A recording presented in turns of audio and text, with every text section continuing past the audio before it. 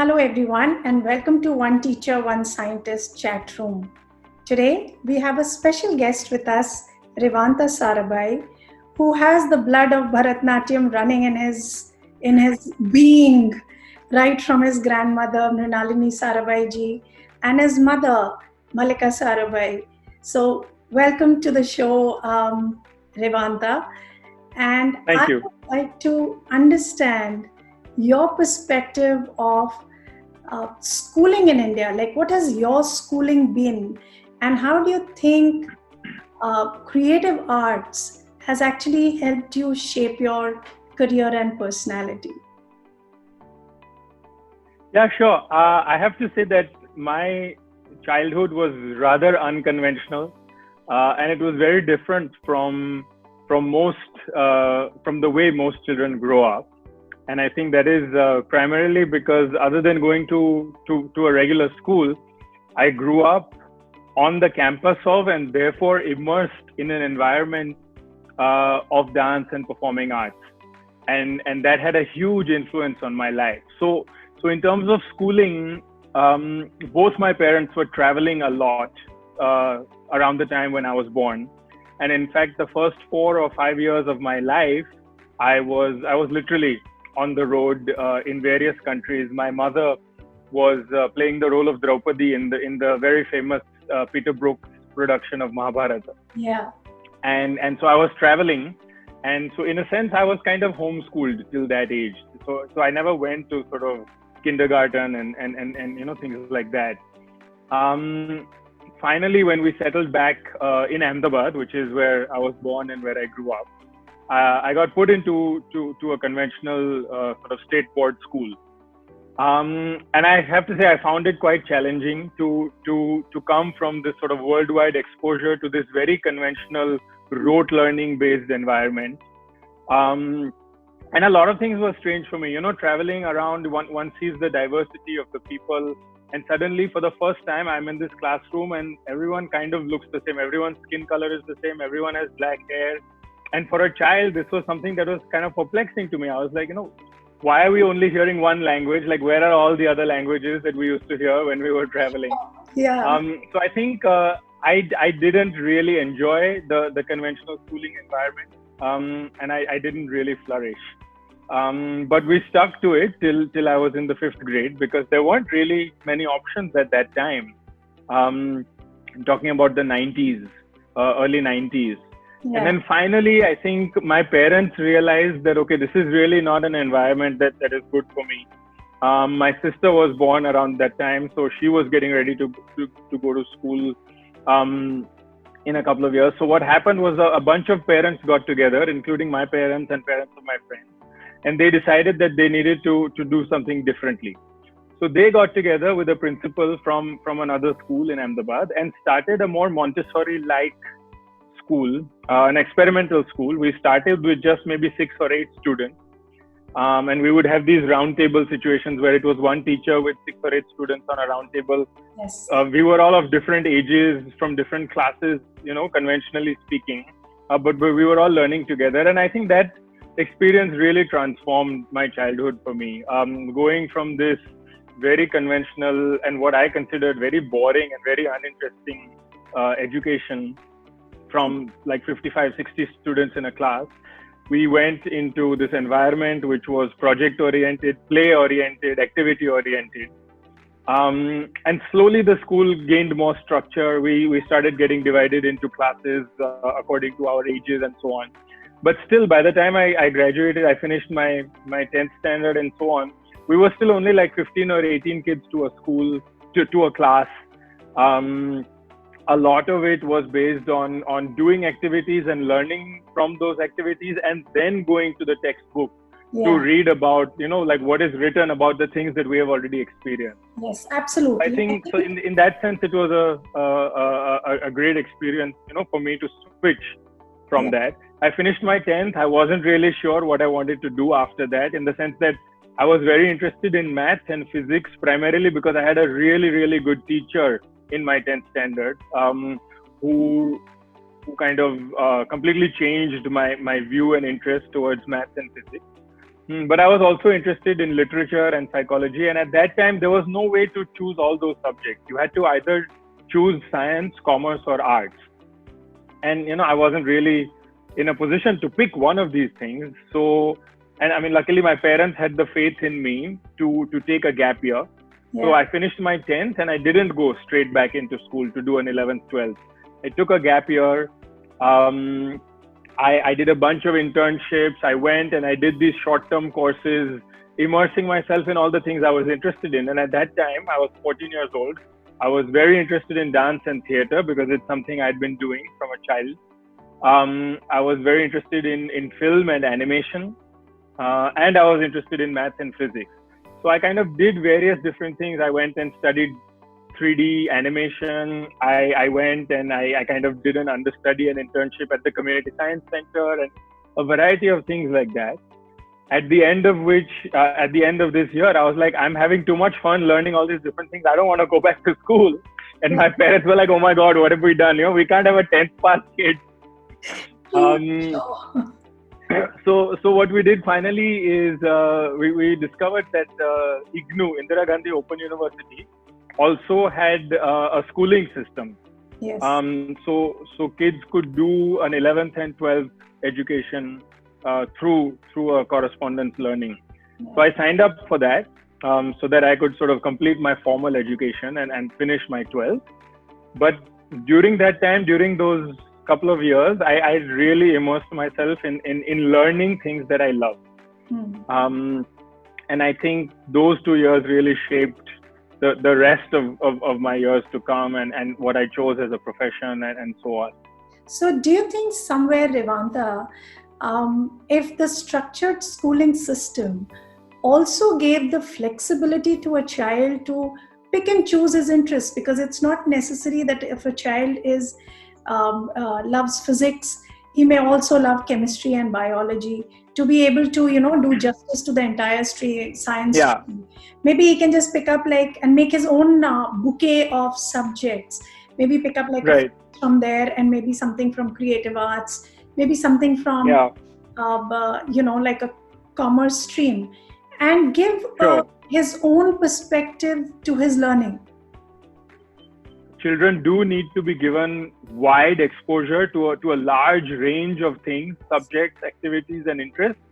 And then at some point, we need to keep the structure flexible enough so that then they can start to gravitate towards things that they actually enjoy and they feel a natural inclination towards. I think the other thing is that, I don't have kids of my own, and so I'm not sort of very clued into what's happening in the education system right now. But I have nieces and nephews who are in school, who are sort of between the grades of, I think, 3rd and 4th grade to like 9th grade. And I see that the education that we are imparting right now to kids are very often things that they won't use as soon as they graduate from school. Yes. Right. And of course, there is value in learning basic mathematics, mental maths and things. Even though we have calculators on our phones and so on, there's a certain value to understanding basic concepts of physics and how the world works. But I think what we are not teaching kids in school are some of the most crucial values that we need to have as adults, soft skills, communication skills, analytical skills, yes. How to trust your instincts, how to let creativity flow. These aren't things that we teach in school. And these are exactly the things. People skills, how to manage people, how to work in groups collaboratively. Like, these are all the things that we don't get taught particularly, or we don't get graded on. Yeah. So and I think there's a big gap there in that sense. Now the system is changing in the sense of teachers are being aware of the 21st century skills of collaboration, critical thinking, communication, and so forth. But I think somewhere we need to change the way these subjects are being disseminated in classrooms. Somewhere it needs to be more experiential, where children are actually enjoying their learning process and they are in charge of their own learning. And maybe, give them experiences in primary classes when they're just growing up. They should probably have more like a variety of things to Right. explore with. And you needn't have boundaries between subjects, that this is like a math thing or this is like a science thing. And Right.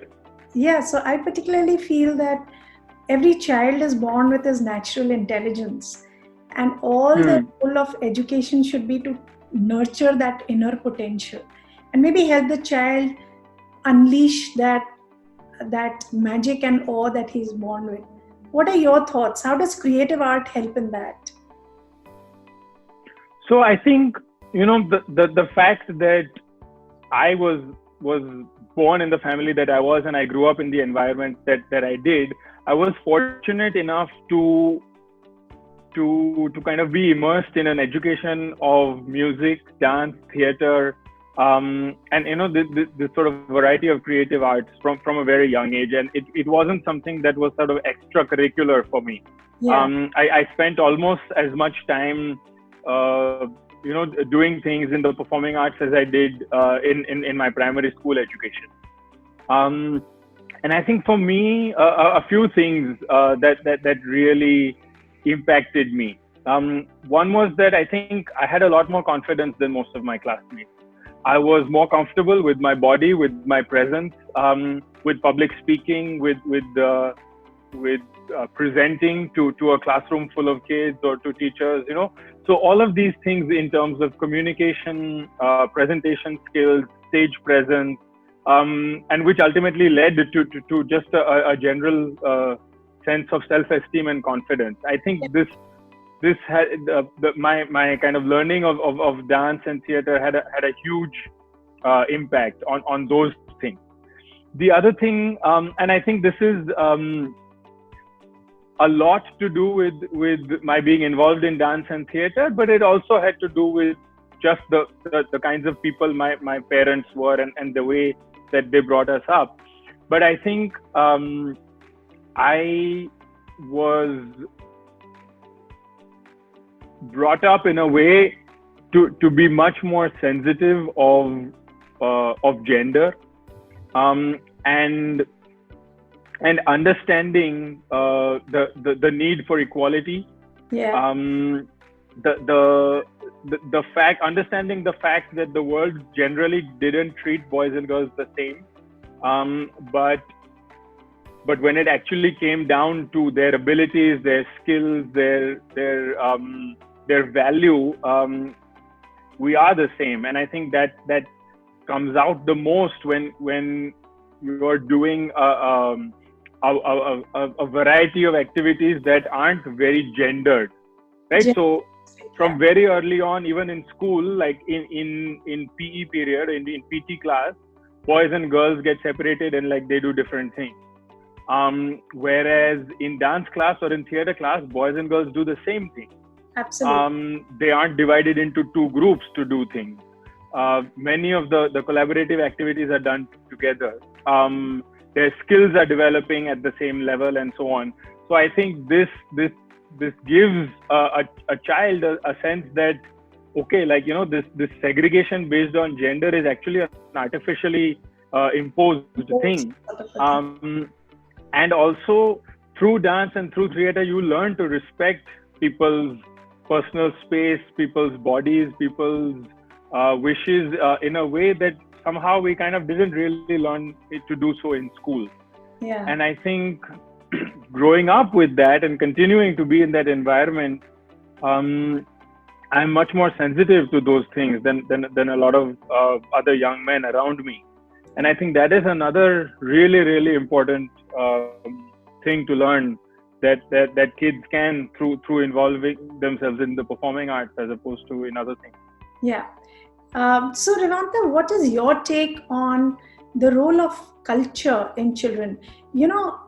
Should children be learning about their history, their culture, their the scientific aspects, the social sciences as such, right from the beginning? Like they should be exposed to it right in the elementary school, or do you think it becomes too much of a burden? I was recently reading Yuval Noah Harari's book, 21 Lessons for the 21st Century. And I think what's amazing about his writing and his work is that he finds the intersectionality between culture, politics, religion, history, all these things. And honestly, if you look at it, all of these things are so intertwined that it's hard to kind of separate them.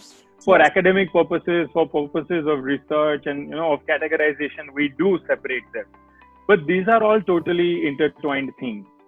Who are we without the history that has come before us, right? Like, knowing our history teaches us where we have come from, how we have imbibed our identity, how we have imbibed our culture, and how society has developed into what it is today.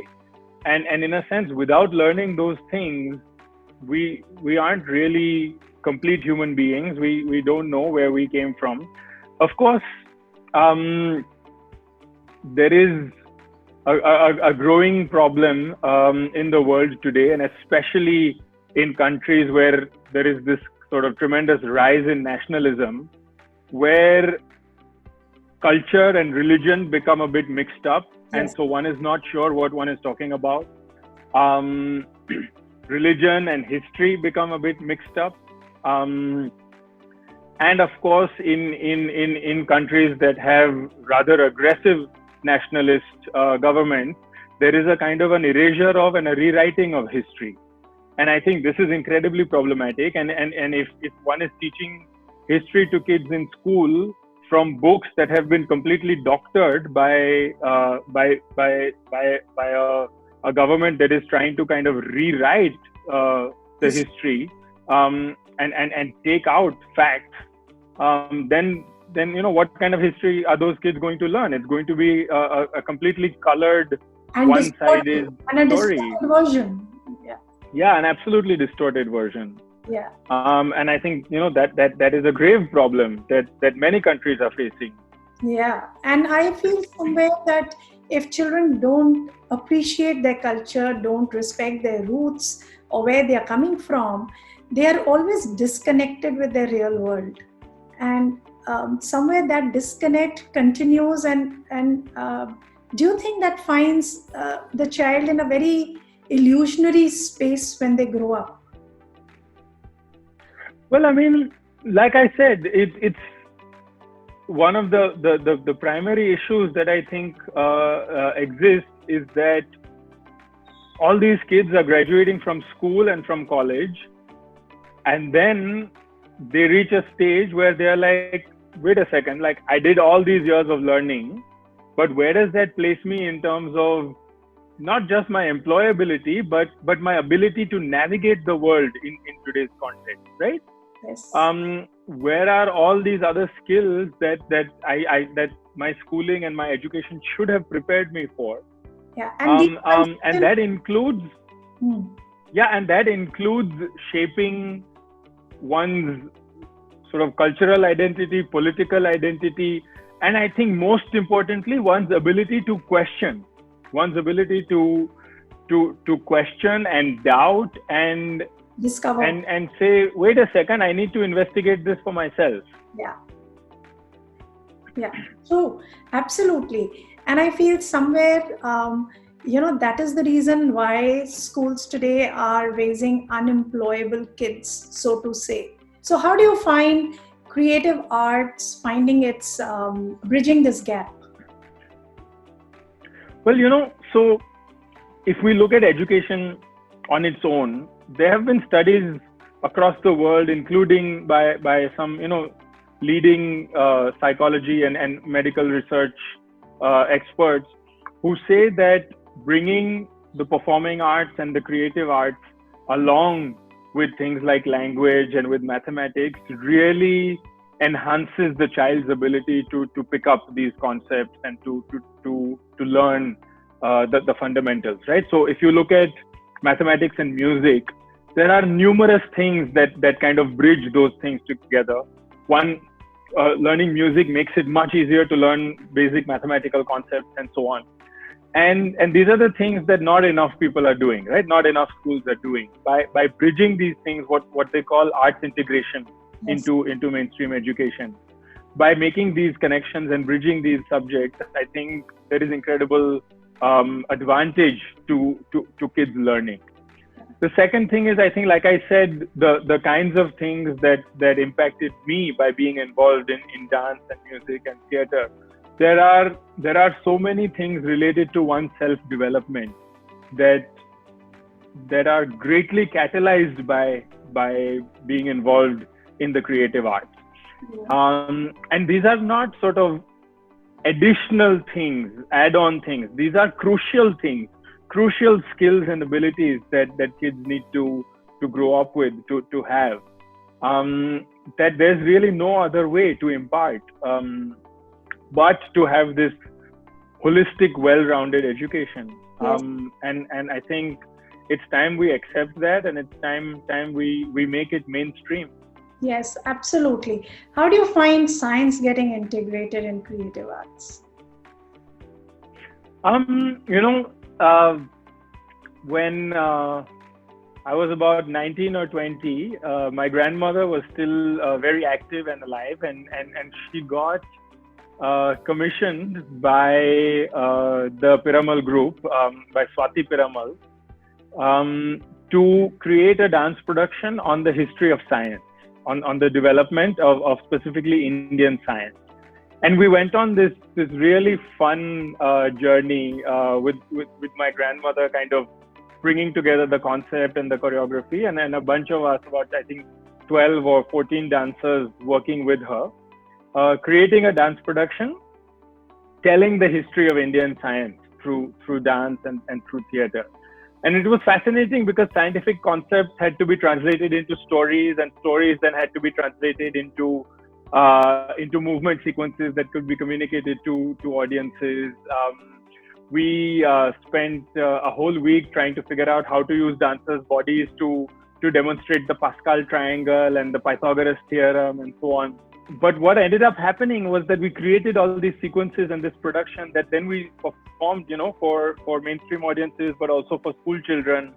And I think the medium is everything, right? Like, if the medium is engaging you, if it's generating more interest in you, then you've already won half the battle.